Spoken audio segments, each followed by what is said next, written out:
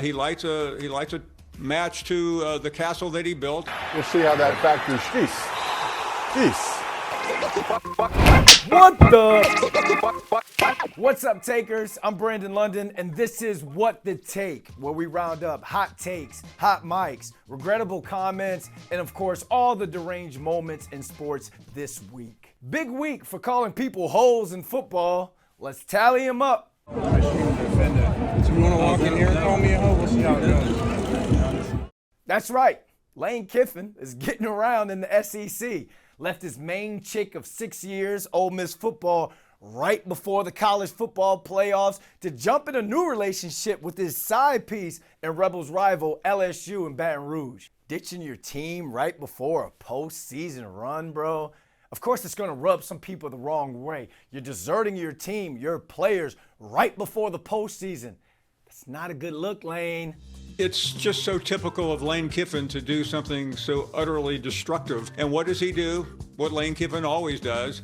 He lights a match to the castle that he built, and he runs out of town in the middle of the night, although this was in broad daylight. Translation, a hoe gonna be a hoe. I said, whoever threw that paper, your mom's a hoe. This term for a long-handled gardening tool can also mean an immoral pleasure seeker.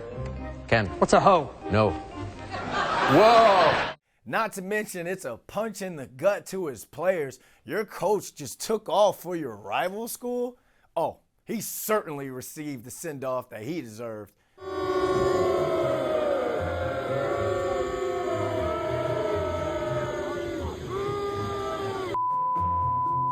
Boo-hoo, you guys, what are you crying for? You sound like a bunch of Karens. You wouldn't even be in the playoffs if it wasn't for Lane Kiffin. It's time to move on.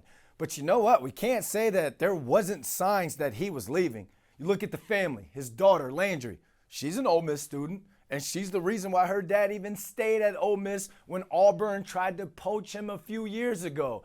And back in September, she and LSU star linebacker Whit Weeks hard launched their relationship the week LSU was playing Ole Miss. And the post kept rolling.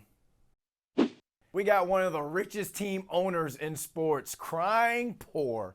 I'm assuming you make a profit. Is that fair as well? No, it's not fair, actually. So You take a loss? don't want to get into it, but that's not a fair statement or an accurate statement. You need to, everybody wants to talk about revenues. They need to talk about our expenses, including the $100 million expense to the city of New York that we have to pay every February 1st, including the COVID year. So it all starts to add up in a hurry. Nobody spends more money, I don't believe, on player development, scouting, performance science. So these all start to add up, John. Okay, Hal, we get it. It's a private entity. You're not obligated to show us the books in the Bronx. And we're all feeling a little financially strapped these days ourselves.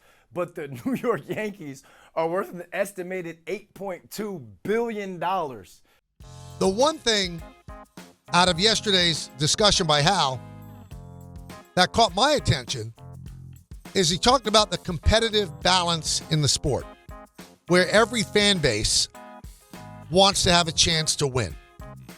And he seems concerned about that. That surprises me, because one of the advantages that the Yankees have is that they could spend more than most teams. That's $8.2 billion. The Yankees are the most iconic brand in sports. That is an absolute insult to our intelligence as fans to suggest that you guys ain't making no money. You think the boss was worried about parity in the league? My man wanted to buy all the stars to win it all. You're not the Rays, Hal. You're for damn sure not the Pirates, Hal. You got the money, allegedly. And you're concerned with your opponents not having enough resources? Open the books.